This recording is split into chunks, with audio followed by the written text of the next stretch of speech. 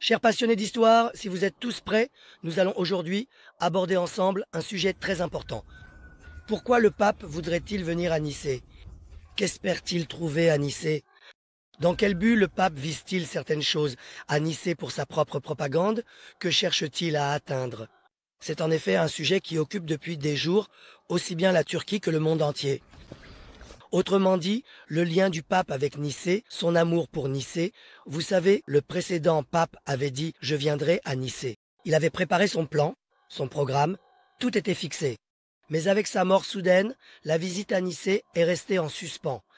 Cependant, avant de mourir, il a transmis son vœu au pape qui lui succéderait.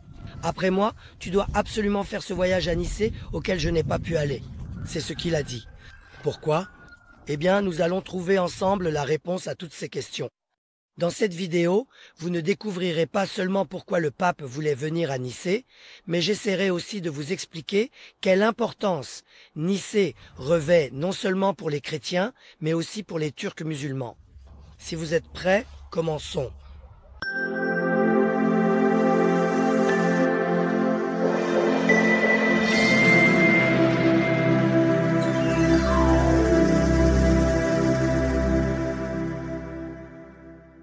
Tout d'abord, pourquoi le pape voudrait-il venir à Nicée? Pour le monde chrétien, si Istanbul, Constantinople, est l'un des lieux et centres administratifs les plus importants du christianisme, Nicée possède presque une importance équivalente. Normalement, Istanbul est la seconde capitale de l'empereur romain. Constantin choisit cette ville comme capitale de l'Empire romain. Après Rome en Italie, il fonde notre précieuse Istanbul, aujourd'hui en Anatolie, sous le nom de Constantinople, et la première église officielle du christianisme, Sainte Sophie, est construite à Istanbul. Mais il y a une réalité que nous négligeons. Nicée possède une caractéristique qui surpasse Istanbul 3 ou 5 fois.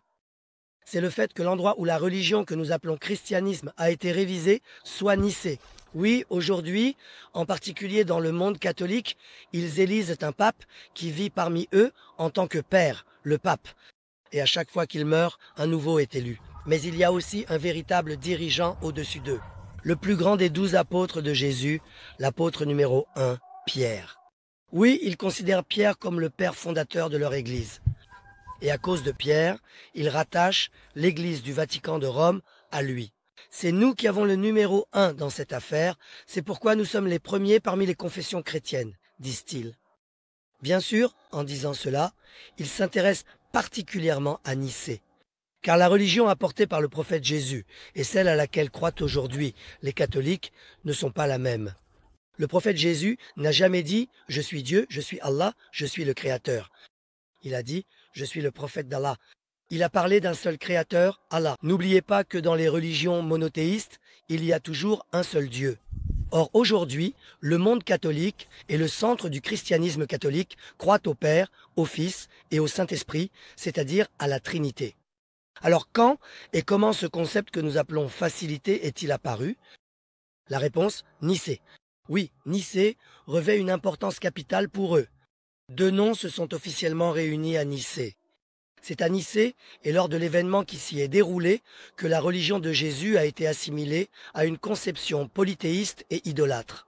Il y a exactement 1700 ans, en 325 après Jésus-Christ, s'est tenu à Nicée le premier concile de Nicée. Si vous connaissez le premier concile de Nicée et ce qui s'y est passé, vous comprendrez bien mieux à quel point la religion apportée par Jésus est différente de la conception que le monde catholique tente aujourd'hui d'adopter et d'imposer au monde. Dans mes visites guidées, en particulier lors de mes conférences et dans mes livres, il y a deux noms que je m'efforce de souligner, surtout dans mes études sur Jérusalem. L'un est Paul, l'autre est Constantin. Paul a vécu à l'époque de Jésus, il lui en voulait, le détestait, l'a insulté partout où il le voyait, dans la cour d'Al-Aqsa, lui a craché dessus, l'a lapidé, et a incité d'autres à le lapider et a essayé de faire lyncher Jésus, mais il n'y est pas parvenu. Car Allah Tout-Puissant dira à Jésus, « Parle avec ma parole, ne prononce jamais d'autres paroles que les miennes. » Et ainsi Paul n'aurait jamais pu faire lyncher Jésus. Mais qu'a fait Paul après que Jésus ait été élevé au ciel? Il s'est rapproché des apôtres. Jésus m'est apparu dans le désert Il a dit « Je renforcerai ma religion avec toi ». Il a déclaré « Désormais, je suis avec vous ». Mais bien sûr, les apôtres n'ont pas cru à ce mensonge.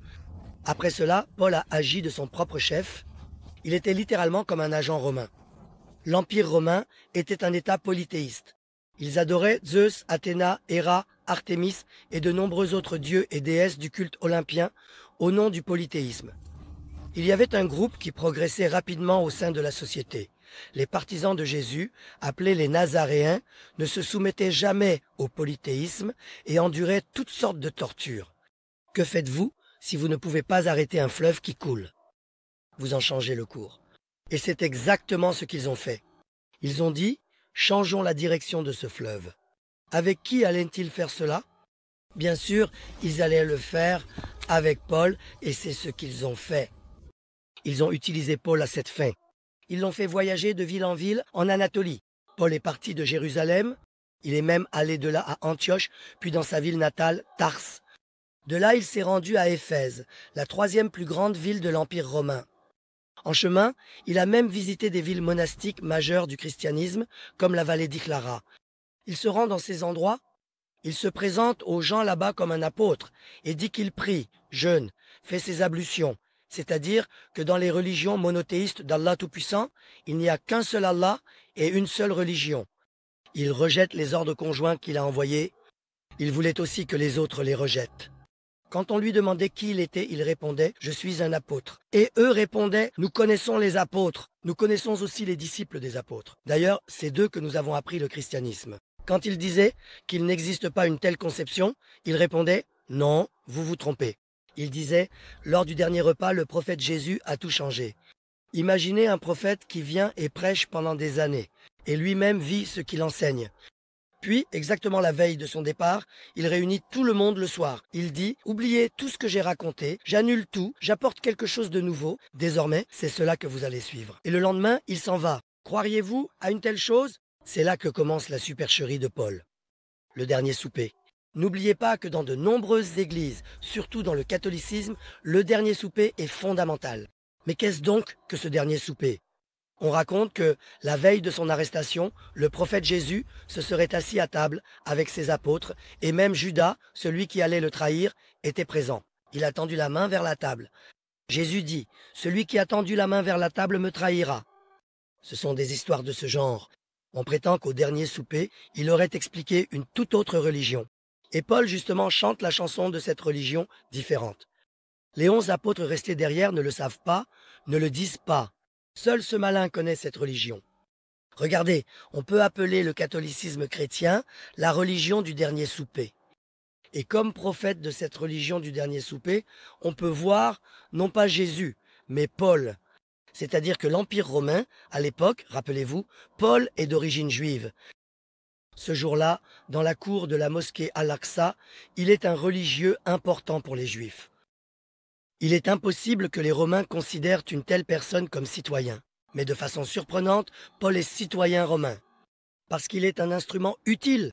Il est l'exécutant des Romains et en leur nom, il va réviser la religion apportée par Jésus et la transformer en une forme qui ne dérangera pas les Romains. Autrement dit, il va introduire la Trinité.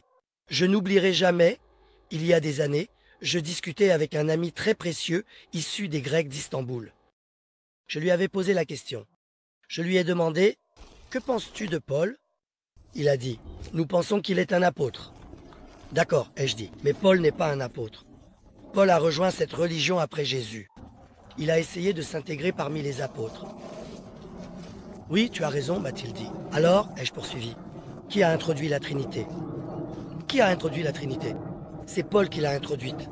Bien sûr, comme la conversation prenait une certaine tournure, mon ami chrétien, qui est l'un des Grecs d'Istanbul, m'a dit « Écoute Talha, je suis un chrétien qui ne croit pas à la Trinité », m'a-t-il dit. En fait, il ne restait qu'une phrase entre nous, vous savez? C'est-à-dire que si ensuite il disait en fait « Pour moi, le prophète Mohammed est aussi l'un des prophètes de Dieu », ce serait terminé. Il n'y aurait plus aucune différence entre nous. Ce que je veux dire, c'est ceci. Paul est la personne qui a introduit la Trinité, le Père, le Fils et le Saint-Esprit dans le christianisme. Si le sujet de notre vidéo était Paul, je pourrais en parler pendant des heures. Il y a tant de choses à dire. Je vais conclure avec une dernière chose. Imaginons qu'un compagnon du prophète vienne parmi nous. Que demanderions-nous à ce compagnon?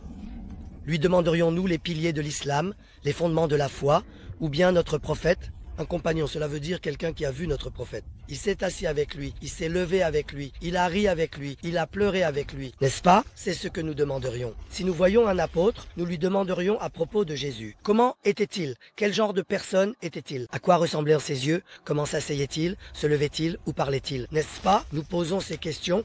Imaginez un apôtre. Une personne qui prétend être un apôtre, Paul. C'est un homme qui toute sa vie a envoyé de nombreuses lettres ici et là aux communautés chrétiennes.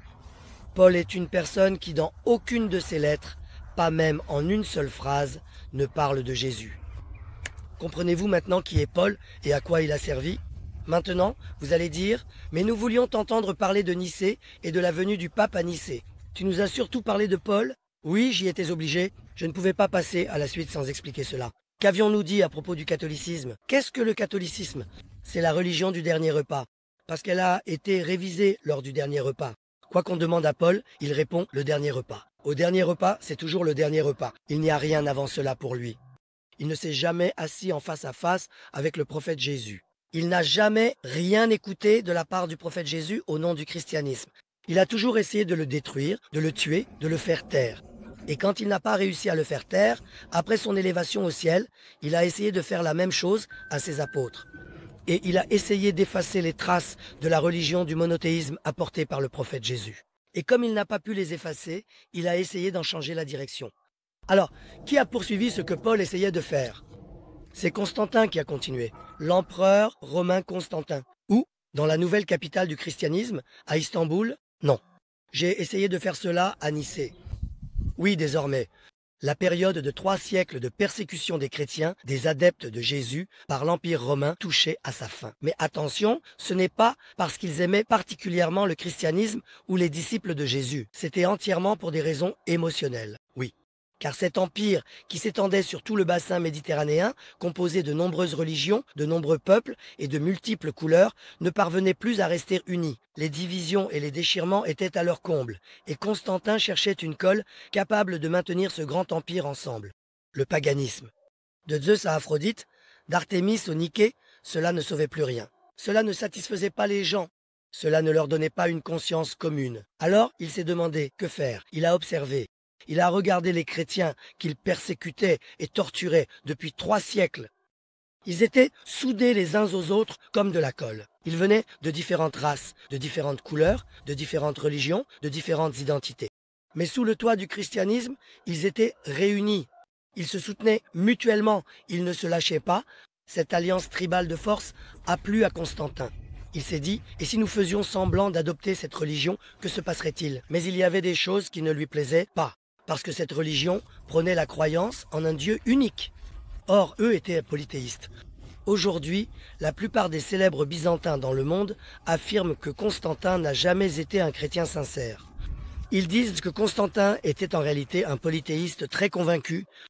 En fait, lorsqu'il a fait de Constantinople sa capitale et qu'il a fait ériger la colonne de Constantin, il était tellement sincère dans son polythéisme qu'il a même placé une statue de Niké au sommet de la colonne de Constantin. Mais il devait donner l'impression d'adopter cette nouvelle religion et la faire adopter à son peuple afin d'empêcher la désintégration de l'Empire romain. Alors, comment, où et de quelle manière cela allait-il se produire? Serait-il possible d'accepter le christianisme sans rejeter le polythéisme? Le prophète Jésus était venu pour déclarer la guerre au polythéisme.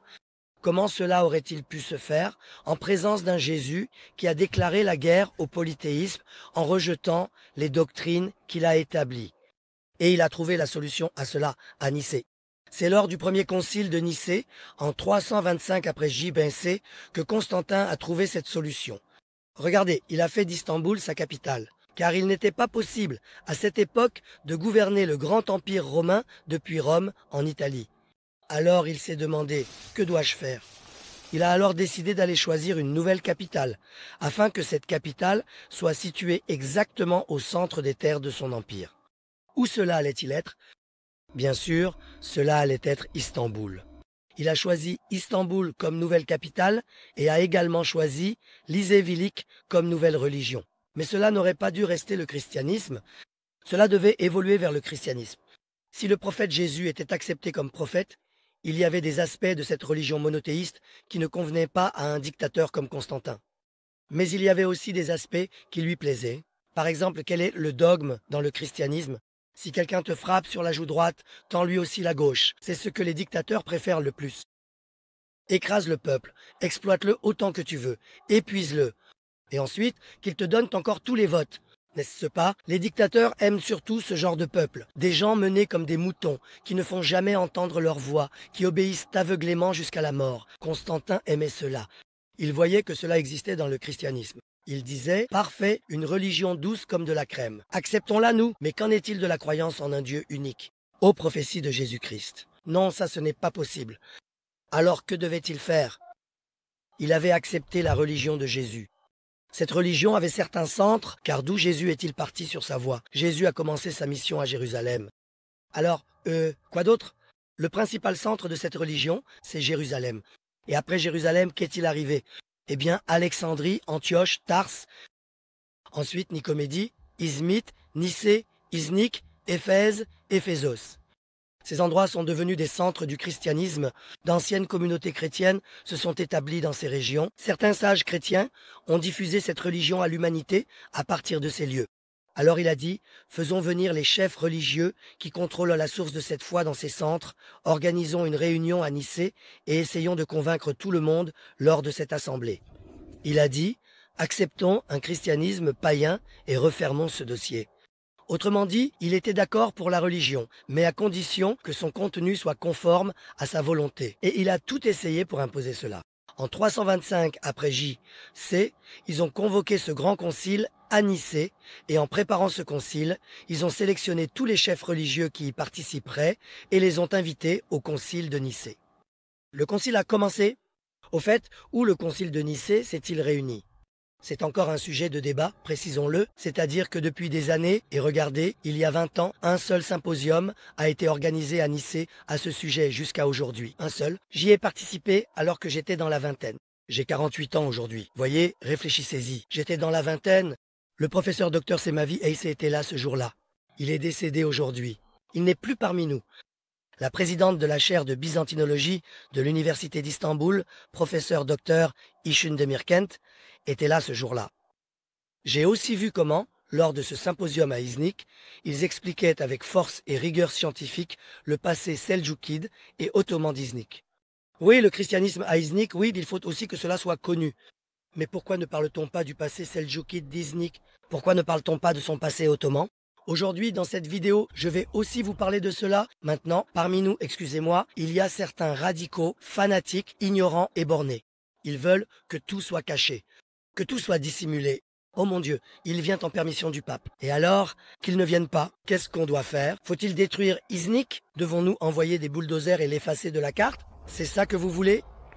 Voilà, en 1925, un pape allait venir à Iznik. Peut-être qu'à cette époque, Atatürk n'a pas donné la permission. Mais savez-vous ce qui est arrivé à Iznik ensuite? Le dossier a été clos. Iznik est redevenu un village, un simple village. Elle est officiellement redevenue un village. Que Dieu ait son âme. Iznik avait un préfet défunt. Je vais revenir sur ce sujet dans un instant. Si ce pauvre homme n'avait pas pris d'initiative personnelle, aujourd'hui encore Iznik serait un district à l'apparence de village. Alors qu'elle pourrait être une ville historique, capitale du monde, au bord du lac, ses murailles debout. Les Seldjoukides, la Rome antique, la Rome chrétienne, les Ottomans et de nombreux événements marquants de l'Empire ottoman se trouvent à Iznik. La ville universitaire d'Orhan Gazi de l'Empire ottoman. Nous avons fermé la porte à clé, pourvu que les chrétiens n'entrent pas, qu'ils ne sachent rien. Et nous alors, nous, les Turcs musulmans, que nous ne sachions pas non plus, que nous restions ignorants. C'est justement ça qui m'énerve le plus. Vraiment, ça m'énerve. Notre étroitesse d'esprit, notre fanatisme. Que je ne sache pas et que les autres ne sachent pas non plus. C'est fait, chérie. Je suis contre cela. C'est ce qu'on appelle étroitesse d'esprit, fanatisme, ignorance. À mes enfants, à Iznik, je leur raconterai tout ce qui me concerne, tout ce qui concerne les Seldjoukides et les Ottomans et des premières fois liées à la Rome antique et chrétienne. Nous saurons tout. Ensuite, nous dirons, viens mon frère. Aux chrétiens, aux païens, à l'un, à l'autre, qu'ils viennent de différents pays du monde, qu'ils visitent pour le tourisme. L'homme a peur de ce qu'il ne connaît pas. Regarde, si une personne est sectaire, fanatique, ignorante, elle a peur. Elle interdit tout. Elle adore les dictateurs et les dictatures. Vous savez ce que fait les talibans. Interdit tout, couvre tout. Alors qu'en réalité, les personnes développées, civilisées, dotées d'un esprit commun, de savoir et de science, n'ont peur de rien. Il se connaît lui-même, il connaît les autres.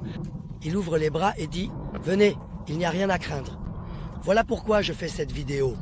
Je fais cette vidéo pour vous raconter une fois de plus les vérités anciennes d'Iznik.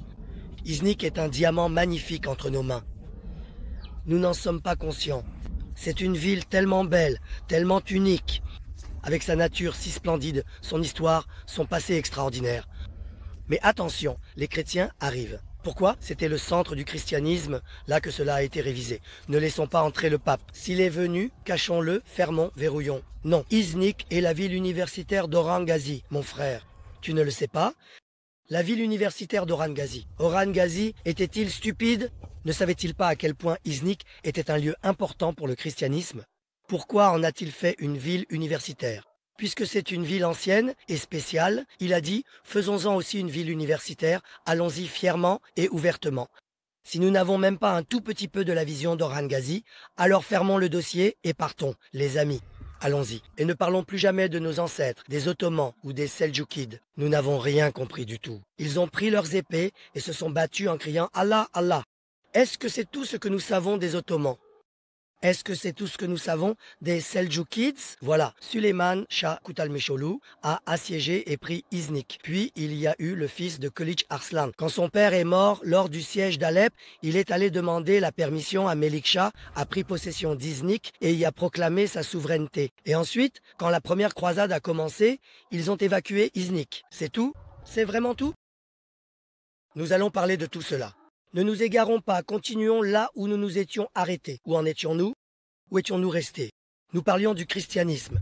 Nous parlions de Paul. De là, nous étions arrivés à Constantin. Qu'a fait Constantin? Constantin a rassemblé là tout le clergé, c'est-à-dire les dirigeants de certaines communautés chrétiennes qui s'étaient répandues dans le monde entier pour réviser le christianisme, c'est-à-dire le christianisme, et le transformer en une autre religion, et à essayer d'atteindre le point final là-bas. Quel était ce point final? La révision de l'ismaélisme. Il y a des problèmes majeurs à la tête. Premièrement, le problème de Jésus. Alors, que va-t-on faire maintenant de Jésus? Qui est Jésus? Jésus est le prophète de Dieu. Alors, que devons-nous faire de Jésus maintenant? Ils ont dit qu'il ne soit pas le prophète de Dieu, nous allons en faire un Dieu, Dieu nous en préserve. Et lors du concile de Nicée, ce sujet a été débattu de manière intense. Au concile de Nicée, faisons-en un Dieu. Mais parmi les religieux présents, une partie, en particulier ceux qui ne se laissaient pas corrompre par l'argent ou le pouvoir, sont restés fermes. L'un d'eux était Arius. N'oubliez surtout pas ce nom, Arius. D'ailleurs, après avoir terminé cette vidéo, tapez Arius et faites une petite recherche à son sujet. Lisez quelques articles. Arius venait d'Alexandrie. Au concile de Nicée, c'était un érudit doté d'une grande éloquence. Il a crié haut et fort. Le prophète Jésus n'est pas Dieu, il est un homme. Il a dit, il est le prophète de Dieu et il est né d'une femme comme tout homme. C'est-à-dire que sa mère, la Vierge Marie, était aussi humaine. Sa mère était une femme et une femme donne naissance à un être humain. Ainsi, Jésus était lui aussi un homme. Et il a même changé l'atmosphère du concile, vous savez. On était à deux doigts d'accepter une religion telle que l'avait apportée Jésus. Mais vous savez, le pouvoir, il avait des soldats, de l'argent, du pouvoir entre les mains. L'empereur romain, cet homme, était païen. Et il a frappé du poing sur la table. Constantin, le concile de Nicée, en l'an 325 après Jésus-Christ. Il y a exactement 1700 ans, pourquoi le pape vient-il? Il vient pour l'anniversaire de ce premier concile. Il vient pour célébrer l'anniversaire de la fondation de notre confession catholique. Il vient à Nicée pour célébrer, à Dieu ne plaise, le 1700e anniversaire de la proclamation de Jésus comme Dieu. Et comme Arius, par exemple, Nicomédie, ce patriarche de Nicomédie. Au début, il était du côté d'Arius. Lui aussi disait, oui, Jésus est un homme, un prophète, il n'est pas Dieu, etc. Quand Constantin montre clairement sa position, il se rend compte qu'il risque de perdre sa profession, son salaire, sa fonction. L'opportuniste se range alors derrière Constantin. C'est ainsi que Dieu met les gens à l'épreuve. Aujourd'hui, nous sommes nous aussi mis à l'épreuve. Nous sommes éprouvés de 1000 façons, les uns avec les autres. N'existerait-il pas? Il serait là aussi. Ce jour-là, ils ont véritablement été mis à l'épreuve sur place. Dieu ou l'homme? Sachant pertinemment qu'il était un homme, ils ont proclamé Jésus comme Dieu uniquement pour quelques misérables intérêts terrestres. Ce jour-là, Arius s'est retrouvé seul, avec une poignée de ses partisans. Bien sûr, Constantin les a alors écartés. Peu de temps après, Arius a disparu dans des circonstances mystérieuses. Que s'est-il donc passé? On raconte qu'il roulait en voiture et qu'un camion l'a percuté sur le côté. Il est mort. Ils disent que c'est un accident de la route. Si l'on tirait vraiment des leçons de l'histoire, se répéterait-elle sans cesse? Ce genre de choses arrive. Ils disent que c'est un accident de la route. Ils disent que c'est une maladie contagieuse. Ils disent que c'est une crise cardiaque. Oui, c'est comme ça que ça se passe. Arius a été éliminé. Ceux qui pensaient comme Arius ont été réduits au silence. Un siècle après cet événement, le patriarche de Constantinople, Nestorius, lui-même patriarche, attention, le patriarche ne dit pas que Jésus n'est pas Dieu. Il dit que Jésus, à sa naissance, était un homme, puis il est devenu Dieu. Il le renvoie directement de ses fonctions, ils vont le tuer, il est exilé. Il part à Nusaybin, chez nous, Nusaybin de Mardin. À Nusaybin, il rassemble sa communauté. Et pourquoi? Parce que c'est en dehors des frontières de l'Empire romain. Là-bas, il se construit un lieu de culte et fonde la communauté de Nusaybin. De là, le nestorianisme, la branche nestorienne du christianisme, s'étend jusqu'en Inde. Selon eux aussi, Jésus est Dieu, mais il est né homme et est devenu Dieu par la suite. Vous voyez? Regardez cette puissance. Voyez comment le pouvoir s'empare de la religion et essaie d'intimider. Voilà le premier concile de Nicée.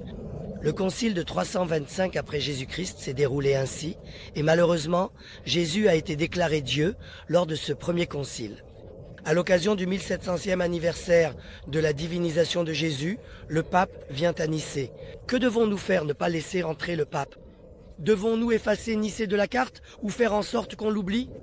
Devons-nous découvrir tous les secrets de Nicée? Non, bien sûr que non. Qu'ils viennent, mais nous aussi, à commencer par les habitants de Nicée et tout le peuple de Turquie, nous devons connaître les vérités sur Nicée.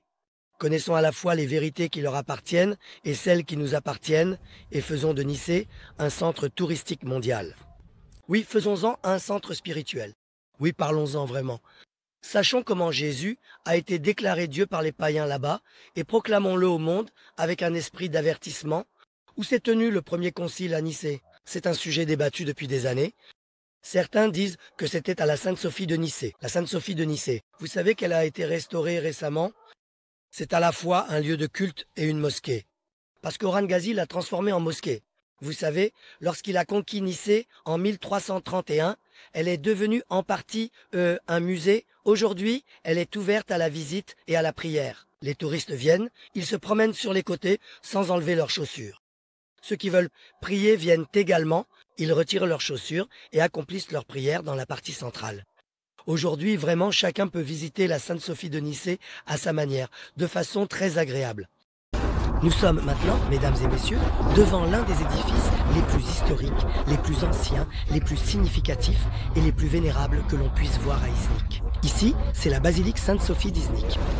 En fait, Iznik est déjà, d'un point de vue historique, l'une des capitales de l'Empire romain. Si vous faites attention, il y a une Sainte-Sophie dans certaines villes de l'Empire romain. Chaque ville n'a pas sa propre Sainte-Sophie. Il y a d'abord la Sainte-Sophie d'Istanbul, ensuite celle d'Iznik, puis celle de Trabzon. Quatrièmement, il y a la Sainte-Sophie d'Ohride, en Macédoine, qui se trouve aujourd'hui en dehors de nos frontières. Constantin, bien sûr, avait pour intention de trouver la véritable forme du christianisme, atteindre les paroles de Jésus-Christ. Il n'avait absolument pas une telle préoccupation. Cet homme était un politicien. C'était un homme politique, un empereur. Son but était de maintenir son empire puissant. Pour le garder fort, il allait instrumentaliser la religion à des fins politiques. Il allait transformer le christianisme, qui est la religion envoyée par Dieu, en une religion adaptée à son propre usage. Et où allait-il faire cela? C'est justement là qu'il allait le faire. Entrons maintenant dans Sainte-Sophie de Nicée et parlons de tout cela sur place. Au début,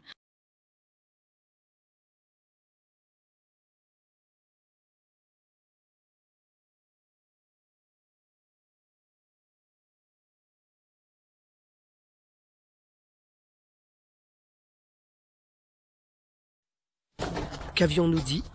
Nous avions dit que cet endroit, oui, était un lieu où se déroulaient les cérémonies de couronnement. Un lieu où se tenaient les cérémonies de couronnement. Où se déroule la cérémonie de couronnement? Il est composé de 10 polions. Elle a eu lieu dans l'église de Sainte-Sophie de Nicée, par Constantin. Certains disent d'ailleurs que c'est Constantin qui a fait construire Sainte-Sophie de Nicée. Ça, c'est une version. Non, pas là-bas. Il y en a qui disent que cela s'est passé dans le palais du Concile, au bord du lac. Voyez, ce débat continue encore aujourd'hui. Il n'y a toujours rien de certain. Mais maintenant, il y a un troisième point. Peut-être que la véritable raison pour laquelle le pape voulait venir à Nicée se trouve là. Qu'est-ce que c'est? Il y a quelques années, quelque chose d'oublié et d'inconnu a été découvert à Nicée. Qu'est-ce que c'est? Une basilique d'église restée cachée au fond du lac pendant des siècles. Oui, une basilique submergée qui remonte en plus à la première période du christianisme. Les eaux du lac de Nicée se retirent un peu plus chaque jour. Lorsque les eaux se sont bien retirées, elle est apparue au grand jour. Elle est de plan basilical, c'est-à-dire qu'il y a 2 nefs distinctes à droite et à gauche. Il y a une nef principale centrale, elle possède une abside à l'avant. Et en plus, il s'agit d'une abside triple. C'est le schéma typique des plans de la première période chrétienne, exactement comme Sainte-Sophie de Nicée. C'est une structure de ce type qui a été découverte. Lorsque cette structure a été révélée, les chrétiens se sont enthousiasmés parce qu'il y avait une possibilité que le premier concile de Nicée, convoqué par Constantin en 325 après Ginsée, ait eu lieu là-bas. Et lorsque cette structure est soudainement apparue, ceux qui pensaient à cette possibilité se sont immédiatement enthousiasmés. D'ailleurs, juste avant la venue du nouveau pape à Nicée, j'étais moi-même à Nicée il y a à peine 3 semaines. Une activité intense se poursuit et la zone a été entièrement clôturée depuis le rivage. Là-bas, on construit des passerelles qui avancent dans l'eau afin que les gens puissent voir la basilique facilement et en toute sécurité. Alors, en ce qui concerne le christianisme, en a-t-on fini avec Nicée? Non, bien sûr que non. Cela prendrait des heures. J'essaie aussi de vous en faire un résumé. Tout comme le premier concile s'est tenu à Nicée, le 7e concile s'est également tenu à Nicée. Qu'était le 7e concile? Laissez-moi aussi vous l'expliquer. Au fait, je tourne cette vidéo dans un champ.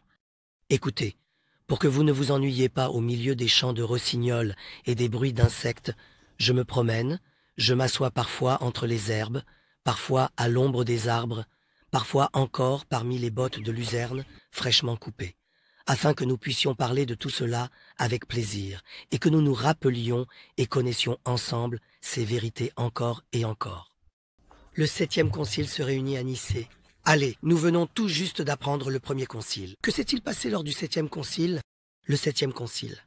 Regardez, sous l'influence de l'islam, les chrétiens ont commencé à se remettre en question. C'est-à-dire sur de nombreux sujets. Devons-nous croire en un Dieu unique? Ou devons-nous croire en une religion polythéiste? Ensuite, il y a une quantité innombrable d'images de Jésus dans les églises, la Vierge Marie, Jean-Baptiste et d'autres figures religieuses. Beaucoup de possesseurs d'évangiles, etc. Est-ce que nous adorons un Dieu unique ou bien ses images? Et ce questionnement a ensuite mené à l'iconoclasme. L'iconoclasme, c'est la destruction des icônes. Qu'ont-ils fait? Ils ont détruit les icônes. L'empereur romain Léon IV a dit un instant que sont toutes ces images. Il a dit qu'il fallait mettre fin à cette absurdité des images. Il a proposé de briser ces icônes et de se tourner uniquement vers un Dieu unique. Cela s'est produit sous l'influence de l'islam. Et ensuite, qu'ont-ils fait? Ils ont rejeté les icônes. Cela a duré un siècle entier. Le rejet des icônes a perduré pendant tout un siècle. À la fin de ce siècle, il y avait déjà eu un changement de dynastie à Rome et à Istanbul. Cette fois, la famille à laquelle appartenait Léon IV avait disparu et la dynastie des Comnènes était arrivée au pouvoir. Si vous montez aujourd'hui à l'étage supérieur de la mosquée Sainte-Sophie, vous verrez le portrait de Jean Comnène, l'empereur de la dynastie des Comnènes. À côté, vous verrez sa femme. Au centre, vous verrez Jésus-Christ et la Vierge Marie. Jésus-Christ se trouve entre Zoé et son monastère et la Vierge Marie est également placée entre eux. Voilà, Jean Comnène tient une bourse à la main.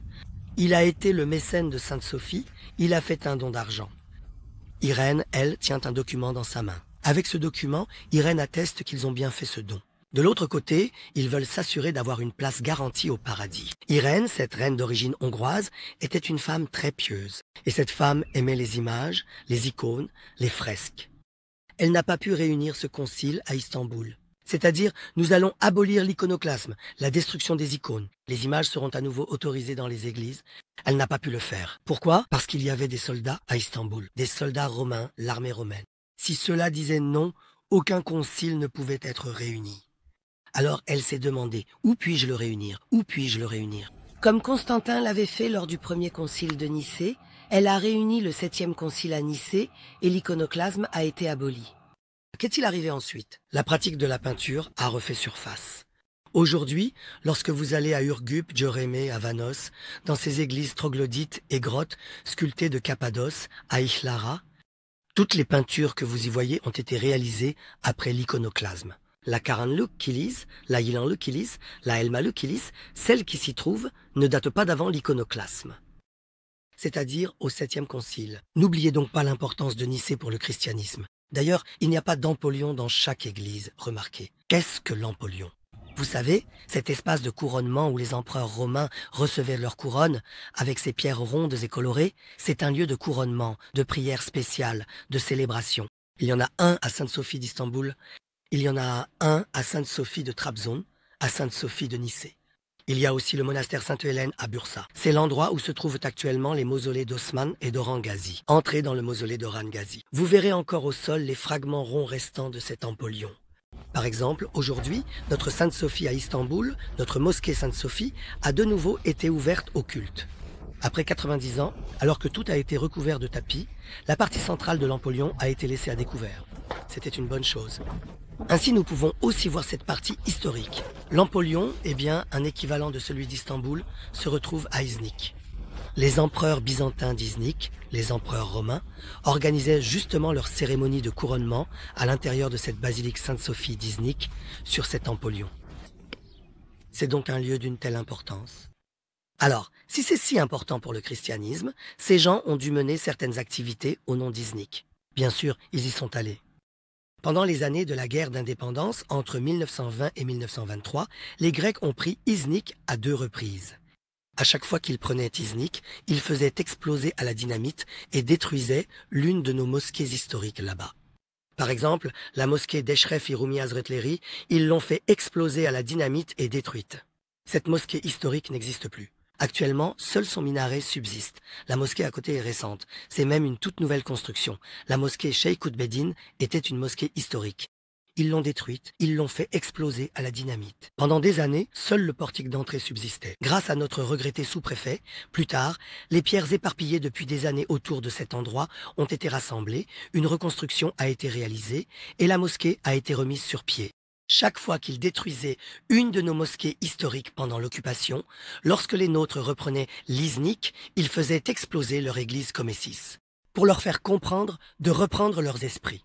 D'ailleurs, comme les Grecs considéraient Iznik comme un centre religieux pour eux, lors de l'une de leurs occupations d'Iznik, ils ont même tenté de faire exploser à la dynamite la mosquée Yeşil, celle de Sandarlu Kara Halil Hayrettin Pacha.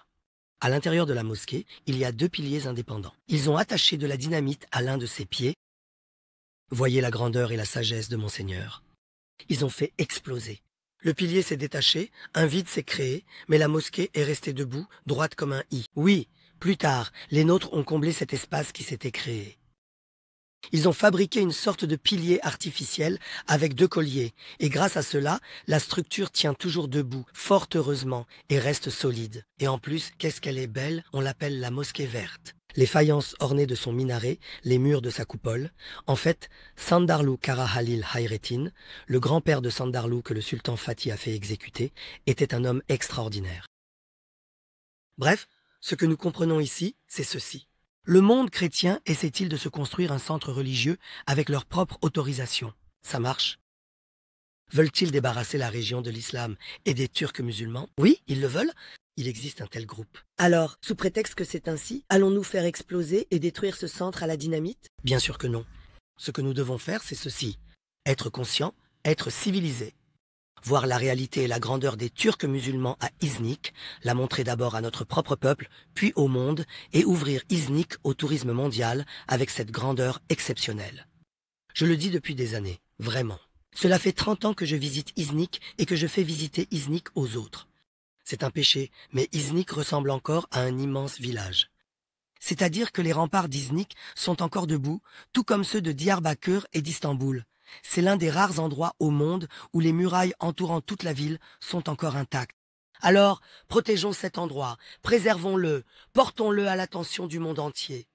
Mais ne construisons plus de nouveaux immeubles à Iznik, ni érigeons plus de nouveaux bâtiments. Éliminons tous les bâtiments biscornus construits au cours du dernier siècle, en veillant à satisfaire aussi leurs propriétaires. Mettons au jour l'histoire d'Iznik en l'excavant. Il y a à l'intérieur un théâtre antique datant de la Rome païenne, des fontaines sacrées et plusieurs églises. On y trouve également de magnifiques traces seldjoukides et ottomanes. Pourquoi ne mettons-nous pas tout cela en valeur? Pourquoi ne les révélons-nous pas? Pourquoi ne les connaissons-nous pas? Pourquoi ne racontons-nous pas tout cela à notre entourage, à l'humanité et surtout aux habitants d'Iznik et à la Turquie? Parlons-en. Oui, allez, laissez-moi maintenant vous parler un peu du passé seldjoukide et ottoman.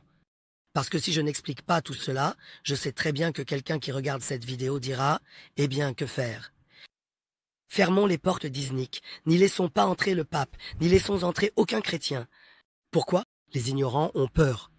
L'ignorant a peur de son entourage, a peur de l'étranger, a peur du savoir. Celui qui sait, qui est cultivé, qui possède la civilisation, n'a pas peur. Il prend ce dont l'ignorant a peur, il se l'approprie, et il en fait un atout. Nous sommes des gens civilisés. Nous sommes des personnes instruites, des savants. Nous sommes les descendants d'ancêtres qui ont influencé le monde depuis l'histoire. Alors, ne nous comportons pas comme des bédouins ignorants. N'agissons pas comme des talibans. Ne nous comportons pas comme Daesh. Ne cédons pas à la peur et à l'ignorance en interdisant. Prenons-le et ajoutons-le à notre propre richesse. Faisons comme Orhan Ghazi. D'accord? Comme Orhan Ghazi. Faisons exactement ce qu'Orhan Ghazi a fait. Vous êtes partant? Qu'a fait Orhan Ghazi? En 1331, il a conquis Nicée, c'est-à-dire Iznik. Après la conquête, il a dit « Un instant, je vais faire de cet endroit une ville universitaire. » Et il a fait venir à Iznik les plus célèbres savants du monde entier. L'un d'eux était Davoud Kayseri. Davoud Kayseri était un jeune homme originaire de Kayseri. Il était allé à Niksar, dans la région de Tokat. Il avait étudié à la médersa de Niksar, l'une des deux grandes médersas construites à Niksar et Tokat par Yahoub Azan, dans l'état des Danishmendides, fondée par Danishmend Ahmed Ghazi, le commandant alpe d'Alparslan. À la médersa Yahoub Hassan, celle de Niksar, de qui avait-il reçu son éducation? Du grand savant de l'observatoire de Maraga, le célèbre astronome et mathématicien Emir Sertak. Il avait suivi les cours d'Emir Sertak et était devenu un grand savant. Orhan Ghazi le connaissait bien. Orhan Ghazi l'a fait venir à Iznik. Tu seras le recteur fondateur de cette ville universitaire, dit-il, et il transforma Iznik en une ville universitaire grâce à Davoud Kayseri. Je n'oublierai jamais, lors de ce symposium d'Iznik dont je vous ai parlé, il y a plus de 20 ans. Les professeurs montaient sur scène, lisaient leurs articles et les discussions tournaient toujours autour des mêmes sujets. Tout repose sur le fait que Iznik est une ville turque, qu'Orhan Ghazi en a fait une ville universitaire et qu'il y a fait venir Davoud Kayseri.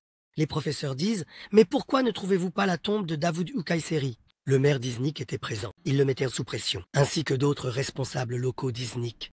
Alors, où se trouve la tombe de Davoud Kayseri? D'après les sources dont nous disposons, il a été enterré devant un immense platane, un platane gigantesque. À tel endroit, à tel emplacement, en entrant par cette porte, c'est sur la gauche, un peu plus loin, etc. Les professeurs ont donné des descriptions à ce point-là. Et ensuite, qu'est-il arrivé? Ensuite, ils l'ont trouvé. Quand on cherche, on finit par trouver. Ce gigantesque platane se trouvait au centre-ville d'Iznik. Et à côté de ce platane, eh bien, la tombe de Davoud Kayseri a été découverte. D'ailleurs, il y a 4 ou 5 mois, une structure à coupole a été construite au-dessus de cette tombe. Après la découverte de la tombe, bien sûr, comme Davoud Kayseri était originaire de Kayseri, les habitants de Kayseri ont immédiatement réagi. Ils ont dit « Attendez une minute, c'est nous qui allons construire sa tombe ». À l'époque, Mehmet Özaseki était maire de la municipalité de Kayseri. Il a dit « C'est nous qui allons la construire, ce sont les gens de Kayseri qui vont s'en charger ». Qu'a-t-on fait? À ce moment, une tombe a été construite dessus. Mais ensuite, ces derniers mois, on a dit qu'une simple tombe comme celle-ci ne suffisait pas. On a proposé de faire quelque chose de beau, avec une coupole, un baldaquin, quelque chose de remarquable. Sur la tombe de Davudou Kayseri, un très beau mausolée classique ottoman avec baldaquin a effectivement été construit, et aujourd'hui, il se trouve dans un cadre vraiment magnifique. D'ailleurs, lorsque la tombe a été découverte pour la première fois, l'endroit où se trouvait le platane et la tombe était la maison d'une vieille femme grincheuse. La vieille dame a dit qu'elle n'en voulait pas. Elle a dit « Je ne laisserai pas faire, c'est mon jardin ». Les autorités municipales et les fondations ont attendu que la vieille dame décède pour pouvoir y effectuer des fouilles archéologiques. La vieille dame est décédée. Ensuite, ils ont agi correctement, c'est-à-dire comme il convient à notre peuple. Après cela, le jardin a été exproprié, etc. Les paiements ont été effectués aux héritiers et l'endroit a été transformé en un parc scientifique et en un mausolée. Nous sommes à Iznik, à Bursa. On peut dire que c'est la capitale culturelle de l'Empire ottoman. On peut aussi dire que c'est une ville universitaire. Orhan Gazi conquiert Iznik, anciennement appelée Nicée, en 1331 et déclare que cette ville devienne la ville universitaire de mon pays. Et il fait venir Davudou Kayseri, ce grand savant de son époque, reconnu pour ses connaissances en astronomie et en mathématiques, qui avait étudié auprès d'émir Sertak à la Médersa Yahub Hassan, dans la capitale des Danishmendouları, Niksar. Il est amené ici. Orhan Gazi l'emploie à Iznik où il accomplit des œuvres remarquables. Il devient le professeur de Kadizadeh Rumi qui préparera plus tard les tables astronomiques d'Ulubey à Samarcande et les siècles passent. Sa tombe est perdue et lors du symposium d'Iznik, il y a 15 ans, les figures célestes dont Feu Ishun Demirkent interviennent. J'étais là ce jour-là, à ce symposium. Ils mettent la pression sur le maire. Et ils lui disent « Monsieur le maire, vous devez absolument retrouver cette tombe. » Et finalement, la maison d'une vieille dame se trouvait exactement ici. La tombe a été découverte dans le jardin de sa maison. Regardez, j'en suis personnellement témoin. Dans les archives, il est écrit que la tombe se trouve devant un immense platane. Aujourd'hui, nous sommes venus ici. Notre précieux maître fabricant d'astrolabes de Bursa, maître Sebraï Bey, ne nous a pas refusé. Il est venu aujourd'hui ici depuis Bursa. Pourquoi faire? Pour nous parler de Davudou Kayseri et de l'astrolabe. Qui Davudou Kayseri a-t-il formé à Iznik? Si un jour vous allez en Ouzbékistan, sachez que le célèbre astronome et mathématicien Kadizadeh Rumi, qui repose dans le complexe de Shahouzindeh à Samarcande, a été formé à Iznik. C'est-à-dire ce célèbre petit-fils de Tamerlan, chef d'État et grand savant, Ulu Bey. Lorsqu'il préparait le Zizji, la carte des étoiles, que, vous le savez, les Américains ont utilisée jusque dans les années 1920-1930, jusqu'à l'invention du télescope Hubble. Il a préparé cette carte des étoiles avec Ghiyasettin Kemchit, Kadizadeh Rumi et Ali Kouchtchou. Il commence à la préparer avec Ghiyasettin Jemchit. Lorsque Ghiyasettin Jemchit meurt, il s'exclame « Hélas, que vais-je faire ?» Ce ziyaj est resté inachevé. Un ziyaj prend des années à être réalisé. Ensuite vient Kadizadeh Rumi. Fils du cadi de Bursa, grand savant ayant étudié auprès de Davudou Kayseri, il part à Samarcande. Ulu Bey dit « Je te cherchais dans le ciel, mais je t'ai trouvé sur terre » et il poursuit avec lui. C'est aussi Kadizadeh Rumi qui forme Ali Kouchtchou. À sa mort, il le désigne comme successeur. Ali Kouchtchou achève le Ziji. Vous voyez? Un savant parti de Bursa, d'Iznik, se rend à Samarcande et y transmet son savoir. Un jeune ouzbek turc qui l'a formé là-bas vient à Istanbul à la demande de Fatih. Il enseigne dans les médersas de la mosquée Sainte-Sophie. Il fonde l'Observatoire d'Istanbul et aujourd'hui, il repose aux côtés d'Eyüp Sultan. Si vous ne comprenez pas ce lien entre le Turkestan et l'Anatolie, ces Anglais, ces Américains coloniseront vos esprits, vous clonant tous et vous transformant en Mankurts, chacun isolé dans son coin. Vous resterez ainsi. Mais si vous connaissez le lien entre le Turkestan et Iznik, si vous comprenez comment le Turkestan a influencé Iznik, comment Iznik a influencé le Turkestan et comment le Turkestan a de nouveau inspiré Iznik, alors vous serez invincible. Avec les compagnons du prophète qui sont allés au Turkestan, une civilisation sunnite turkestanaise s'est formée et là-bas, ces grands savants, portés par l'énergie que leur a donnée l'islam, ont influencé Meraga, puis Meraga a influencé Tokat Niksar. Niksar a influencé Iznik, Iznik a ensuite inspiré à nouveau Samarcande et Samarcande a de nouveau transmis son influence à Istanbul. Nous devons connaître tout cela. Nous sommes les enfants de cette grande civilisation. Autrement dit, tant que nous ne nous préoccupons pas autant de l'endroit où repose Davudou Kayseri à Iznik que de la venue du pape, nous ne pourrons pas progresser, je vous le dis, et nous devons le savoir. À mon avis, transformons la venue du pape en une opportunité. Oui, je le fais déjà. Pourquoi ai-je fait cette vidéo ? Si le pape n'était pas venu, auriez-vous regardé cette vidéo? Ah, je sais, il y a ces fidèles abonnés qui m'aiment beaucoup et qui disent « Tala, on attend tes vidéos chaque dimanche. Je vous aime tous énormément. » Mais si cette vidéo devait être vue 10 fois, elle sera vue 10 000 fois parce que le pape est venu. Moi aussi, j'utilise justement cette audience, ce taux d'écoute. Le pape arrive, et moi je raconte l'histoire ottomane d'Iznik à mon propre peuple. Je parle aussi de la période seldjoukide. Chers passionnés d'histoire, je vous en prie. Où se trouve la première mosquée de l'Empire ottoman? À Iznik. Qui l'a fait construire? Hadji Ouzbek. La mosquée Hadji Ouzbek, à Iznik. C'est notre première mosquée répertoriée dans la littérature. Où se trouve la première médersa de l'Empire ottoman? À Iznik. C'est Süleyman Pacha, le fils d'Orhan Gazi et le frère aîné de Murat Ier, qui l'a fait construire. C'est une œuvre magnifique. Allez-y, prenez un café dans sa cour. Observez-y les artistes de la céramique. C'est tellement beau. À Iznik. Qui a fait construire le premier imaré de l'Empire ottoman? Où cela? C'est Niloufer Hatun, l'épouse d'Orhan Gazi, qui l'a fait construire à Iznik. Et quelle beauté! Vous n'avez jamais vu une soupe populaire aussi belle de votre vie. Ibn Battuta dit, moi, je dis, regardez ce type, il est parti de Fès, de Tanger. Où ça? Eh bien, il est allé à Iznik, Il dit, je suis allé voir Orhan Gazi. Il dit, Orhan Gazi n'était pas là. Il dit, sa femme nous a accueillis. Vois cette femme. Madame Niloufer Hatun, combien de personnes ont migré? C'est l'épouse du chef de l'État. Elle a accueilli l'invité, l'a nourri et abreuvé dans son propre imaret pendant des jours. Après plusieurs jours, il dit que ce vieil érudit, appelé Orhan Gazi, est arrivé. Il dit aussi qu'il nous a salués avec bienveillance. Lui aussi nous a reçus chaleureusement. Il a dit que vos chevaux sont fatigués et âgés. Il dit avoir donné de jeunes chevaux neufs. Il dit qu'il a changé nos montures. J'envie vraiment Ibn Battuta, tu sais. Il a vu Orhan Gazi, il a vu Niloufer Hatun, il est allé à Kayseri, il a été l'invité des Eret Naoulare. Il a vu Do Hatun. Autrement dit, pour voir ces femmes célèbres de l'histoire, il faudrait que j'aille au paradis, moi. Combien de temps vais-je encore devoir attendre? Mais Ibn Battuta, lui, a vu toutes ces personnes dans ce monde, il les a rencontrées une à une. C'est quelque chose d'extraordinaire, c'est très important. Plus tard, ensuite, cet Iznik que vous voyez, c'est l'endroit où se trouve la première mosquée, la première médersa et le premier imaré de l'Empire ottoman. C'est un lieu très spécial, c'est pourquoi nous devons connaître l'Iznik ottomane. Je ne vais pas parler des Sandarlou. J'ai fait une vidéo séparée à ce sujet. Une vidéo extraordinaire. De Sandarlou Kara Ali Hayreddin à Sandarlı Ibrahim Pacha, Sandarlı Ali Pacha, Sandarlı Halil Pacha, jusqu'à Sandarlı Mahmoud Pacha. Ils ont orné Iznik de magnifiques œuvres. Des œuvres de la période de fondation et d'ascension. Et ce paysage a continué ainsi. Tout d'abord, il a transformé l'Hagia Sophia d'Iznik, c'est-à-dire le lieu où s'est tenu le premier concile, en mosquée Orhan Gazi. En 1331, elle est devenue une mosquée. Oui, au passage, nous sommes vraiment fatigués. Les amis m'ont apporté de l'airan.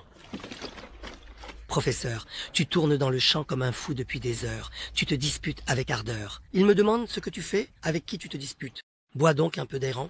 Avec votre permission, je vais prendre 2 gorgées d'airan, puis je continuerai. Cette affaire d'Iznik est vraiment un sujet inépuisable.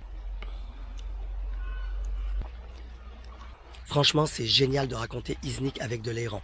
Nous avons déjà parlé de l'importance d'Iznik pour l'Empire ottoman. Mais alors, Iznik n'était-elle pas la capitale des Seldjoukides? Oui, Iznik. Le savons-nous vraiment? Malheureusement, la plupart d'entre nous ne le savent pas. Par exemple, quand je fais une visite d'Iznik, que font normalement les groupes? Lors d'une visite à Iznik, c'est toujours pareil. Tous les groupes font la même chose. Ils garent le bus devant l'Hagia Sophia d'Iznik. Là, ils descendent du bus et entrent à l'intérieur. Ils parlent juste le temps qu'il faut, puis ils ressortent. Ils vont à pied vers les autres monuments. Et voilà, c'est fini. Mais depuis 3 ou 5 ans, je ne fais plus comme ça. Quand nous arrivons en bus avec mon groupe, il y a la porte de Yenişehir. La porte de Yenişehir de la ville. Je fais sortir le groupe par la porte de Yenişehir, c'est-à-dire par la porte d'Istanbul. De toute façon, quand nous venons d'Istanbul, nous entrons par la porte d'Istanbul avec nos groupes. Continuez tout droit depuis la porte d'Istanbul. Et de toute façon, on sort aussi par la porte de Yenişehir. Nous sortons par la porte de Yenişehir. Mais bien sûr, pas par la porte historique. Je sors par la brèche à gauche de la porte historique qui a été démolie et transformée en route pour les voitures. Là, je fais tourner la voiture. Juste devant la porte historique, je descends de la voiture avec le groupe. Est-ce que j'entre par cette porte où Orhan Ghazi a conquis la ville en 1331? Pas tout de suite. D'abord, j'arrive devant cette porte. Je regarde en direction de la porte. Je fais marcher le groupe pendant 5 minutes sur la gauche de la porte, à l'extérieur des remparts. 5 minutes plus tard, en direction du lac, savez-vous ce qui se présente devant nous après ces 5 minutes? Ce sont bien sûr les tours situées sur les remparts. On avance, et nous arrivons devant une tour. Au sommet de cette tour, il y a une vingtaine de sarcophages seldjoukides. Chaque groupe qui vient à Iznik s'arrête forcément devant l'Hagia Sophia d'Iznik. À partir de là, ils font le tour de la ville en prenant des photos. Ce que nous faisons n'est pas correct. C'est ce que font les Américains. Les Anglais le font, les Allemands le font. Sommes-nous comme eux? Nous sommes les propriétaires de cette patrie. Notre visite d'Iznik ne commence pas par l'Hagia Sophia d'Iznik, ni par l'endroit où Constantin a apposé sa signature, mais par l'endroit où le sultan Kılıç Arslan Ier a laissé la sienne. La visite d'Iznik doit d'abord commencer ici. Vous viendrez à la porte de Yenişehir. Vous ferez entrer votre voiture par la porte de Yenişehir. À gauche, en direction du lac. Regardez, tous ceux qui font une visite d'Iznik, s'il vous plaît, dites-le à vos chauffeurs, aux propriétaires des agences qui organisent votre visite, à vos guides. Chers amis guides, faites visiter ainsi vous aussi. Amenez vos groupes par la porte de Yenişehir, sur la gauche, c'est-à-dire en direction du lac, par cette porte. Regardez, nous avions notre petit bus. Nous sommes arrivés. Et ce signe est très important. Commençons notre visite de la ville d'Iznik avec les Seldjoukides d'Anatolie.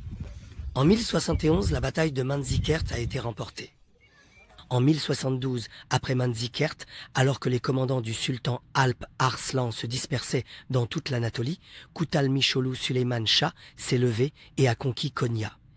De là, il a conquis Iznik. Mais comme il avait l'esprit tourné vers Alep et Damas, il est parti essayer de s'emparer de ces régions et il y est mort.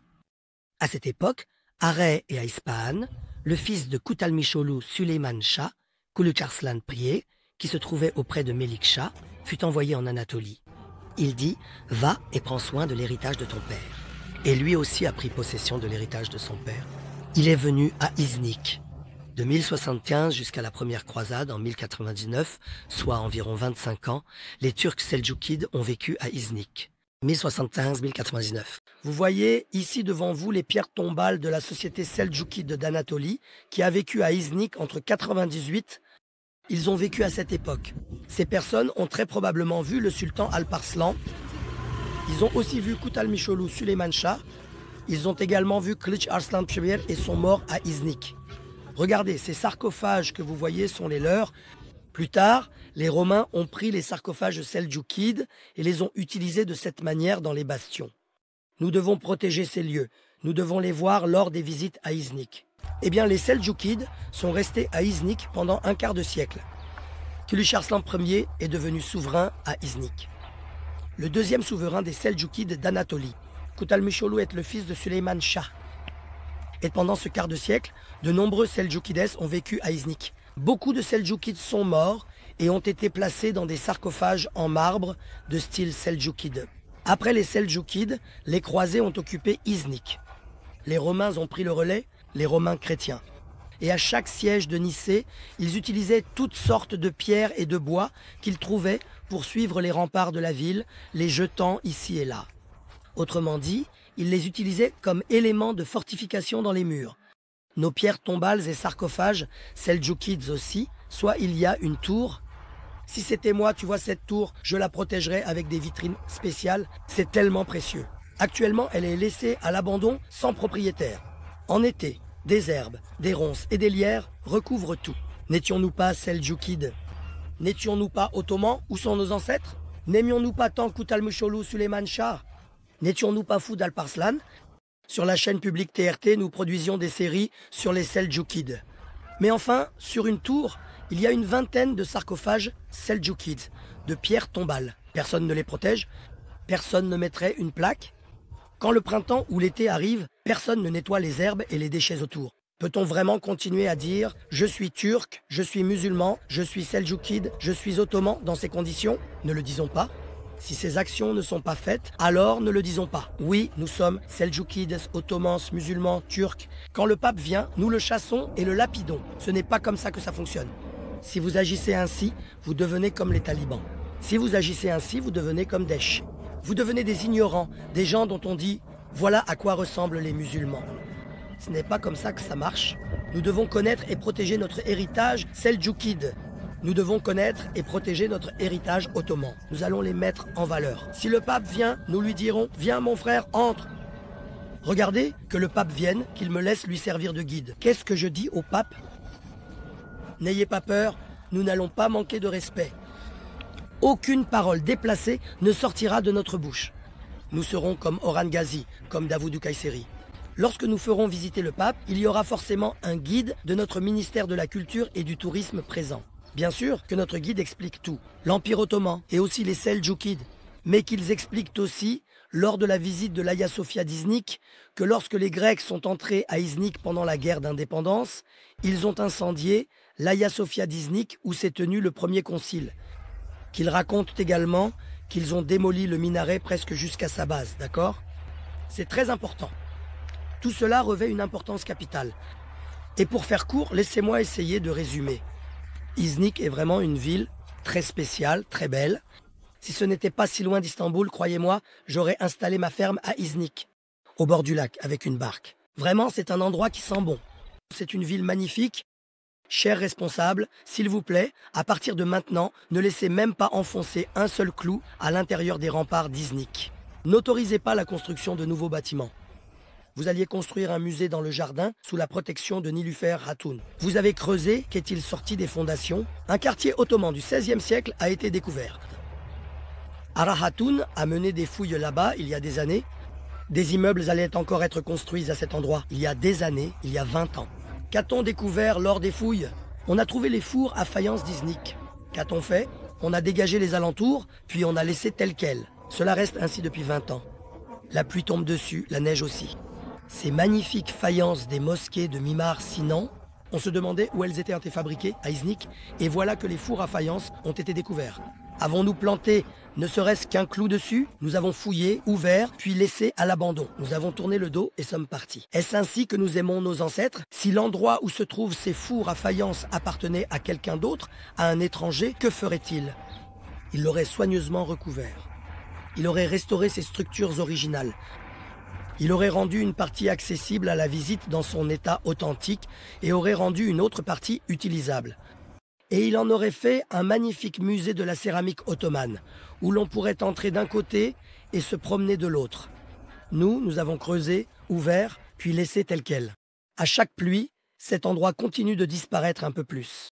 Est-ce vraiment tout ce que nous avons fait? Je parle durement, excusez-moi. Un véritable ami dit la vérité, même si elle est dure. Je suis un enfant de cette patrie. J'aime ce pays. Croyez-moi, j'aime Iznik bien plus que la ville où je suis né, Manisa Demirci. Je lui accorde bien plus d'importance. Parce qu'Iznik est une ville qui doit être protégée. Magnifique. Nous avons protégé les fours à faïence et maintenant on s'inquiète parce que le pape viendrait, qu'il ferait de cet endroit un second centre religieux comme le Vatican.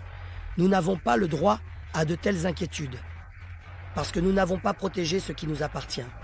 Que devons-nous faire à partir de maintenant? Premièrement, nous allons protéger l'héritage Seljoukide d'Iznik. Nous allons les remettre sur pied. Nous allons les mettre en valeur. Nous allons éclairer et nettoyer ces traces Seljoukides auxquelles nous n'avons même pas posé une seule pancarte. Nous allons aménager des chemins piétonniers. Et nous allons faire briller l'Iznik ottomane d'Orhan-Gazi, celle où Orhan-Gazi est entré. Jusqu'à hier, des tracteurs et des camions de marchandises entraient encore par cette porte de Lefke. On suppliait, tu te souviens, protégeons-le s'il vous plaît. Qu'a-t-on fait? Pour empêcher l'entrée des camions et des tracteurs, ils ont carrément entouré l'endroit de barrières en fer au point que même les gens ne peuvent plus y entrer. Moi, quand j'y vais un jour avec un groupe scolaire, des élèves ou des adultes passionnés et informés, je veux pouvoir entrer à pied par cette porte. En ce moment, nous ne pouvons pas entrer. En plus, des fouilles ont été faites. Le trou a été laissé tel quel. Quelqu'un pourrait tomber dedans et se blesser. Protégeons cet endroit, surveillons-le, éclairons-le. mais rendons-le aussi accessible pour que les gens puissent y passer. Demain, si le pape vient, il dira « Regardez, Orhan Ghazi est entré par ici en 1331 ». Vous ne pouvez pas dire « Allez, viens, faisons-toi entrer à pied par ici ». Tout est entouré. C'est dans un état tellement laid, c'était plus beau dans son état d'origine. Ça a été protégé, mais de façon complètement absurde. Lors de la visite d'Iznik, la porte par laquelle Orhan Ghazi a conquis la ville en 1331 et est entré avec l'armée de la période fondatrice ottomane est extrêmement importante. La porte de Yenişehir d'Iznik. Chaque fois que je viens à Iznik avec un groupe, je fais toujours entrer le groupe par ici. Vous savez, normalement, jusqu'à il y a quelques années, des camions entraient encore par cette porte. Des tracteurs chargés passaient avec leurs remorques. En d'autres termes, la porte était franchie des dizaines de fois par jour. Je vous prie de m'excuser. Les autorités ont fait des fouilles archéologiques ici. Nous en avons été heureux. Ils ont fermé cet endroit à la circulation et aussi aux piétons. C'est-à-dire que l'endroit a été complètement bloqué par des barrières en fer. Mon conseil serait d'ouvrir au moins une petite porte pour les piétons. Lorsque nous descendons ici en groupe avec le bus, nous pourrions passer par cette petite porte. Nous pourrions ainsi traverser la porte à pied de cette manière. C'est ce que nous vous demandons. Bien sûr, le côté de la porte qui donne sur la ville est ouvert. Nous pouvons entrer par là. D'ailleurs, c'est aussi par là que je suis entré avec mon groupe. Cependant, des fouilles archéologiques ont été menées ici. Les systèmes d'eau sous cette porte ont été mis au jour. Mais l'endroit a été laissé ainsi. En étant laissé comme ça, c'est dangereux ici. Par exemple, si je viens ici demain, avec un groupe d'élèves du primaire, je voudrais faire passer les enfants par cette porte.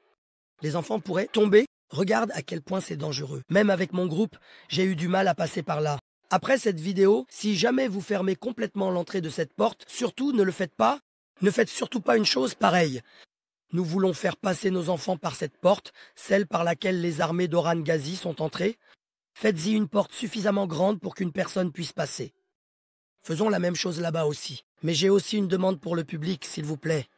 C'est la porte par laquelle Orhan Ghazi est passé. J'ai jeté un coup d'œil. Il y a tellement de saleté par terre, tellement de déchets. Vous ne pouvez pas prétendre être les descendants d'Orhan Ghazi et jeter ici tous les restes de ce que vous mangez et buvez. Ce n'est pas correct. Je ne sais pas, l'éducation nationale d'Iznik. Rassemblez les élèves. Un jour, je viendrai et j'expliquerai tout cela aux enfants. Remplissez une salle de conférence. Je leur dirai, vous êtes les descendants d'Orhan Ghazi. Ces portes vous appartiennent. Peut-être que vos parents ne le savent pas, mais vous allez l'apprendre. Disons-le aux enfants. Et empêchons que ces lieux deviennent des tas d'ordures. Je n'en veux pas à ceux qui jettent, j'en veux à ceux qui n'enseignent pas. Si nous avions enseigné tout cela, notre société aurait plus de respect pour ces portes. Rendons l'Hagia Sophia d'Iznik plus visible, plus belle. La situation actuelle est bonne. Au moins, jusqu'à hier, la neige et la pluie tombaient à l'intérieur. Ce n'est plus le cas maintenant. Dans cette vidéo, je voudrais aussi parler d'une personne, que Dieu ait pitié de lui. Je parle de Hüseyin Avcı, le sous-préfet d'Iznik, dévoué, persévérant et travailleur. Je ne l'oublierai jamais. Il y a des années, nous sommes allés à Iznik avec quelques amis du tourisme. Nous réfléchissions à comment rendre les circuits d'Iznik attractifs et sommes partis tôt le matin. Son Excellence Eşrefi Rumi, le gendre de Hacı Bayram Veli Hazretleri, un très grand soufi, un maître de tekke. Son complexe à Iznik. Nous sommes dans son jardin. Nous sommes en train de discuter. Il est si tôt le matin que les rues sont complètement désertes. Nous sommes 3. Nous sommes juste là. Allah, Allah. Pendant que nous parlions là-bas, un homme était assis sur un banc dans un coin. Tout seul. Un homme tout seul. Il nous observait ainsi. Puis il nous a salués. « Bonjour les amis, comment allez-vous » a-t-il dit. « Que faites-vous ici si tôt le matin ?»« Qui êtes-vous ? Que faites-vous ici » a-t-il demandé. Il y a des années, vous savez, maintenant je passe à la télévision, je suis un peu connu. Mais à l'époque, je n'étais pas quelqu'un de si connu. Je suis allé vers lui, nous nous sommes salués. J'ai dit que nous venions à Iznik avec des groupes. J'ai expliqué que nous réfléchissions à comment mieux visiter et profiter de l'endroit. Il a dit, racontez un peu, qu'est-ce que vous prévoyez de faire à Iznik? J'ai expliqué joliment, comme ci, comme ça. Ensuite, nous avons parlé de la mosquée.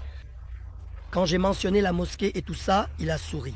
J'ai demandé, qui êtes-vous? Il a dit, je suis le sous-préfet d'Iznik. Hüseyin Avcı, eh bien, le sous-préfet d'Iznik. À 7 heures du matin, assis seul sur un banc là-bas.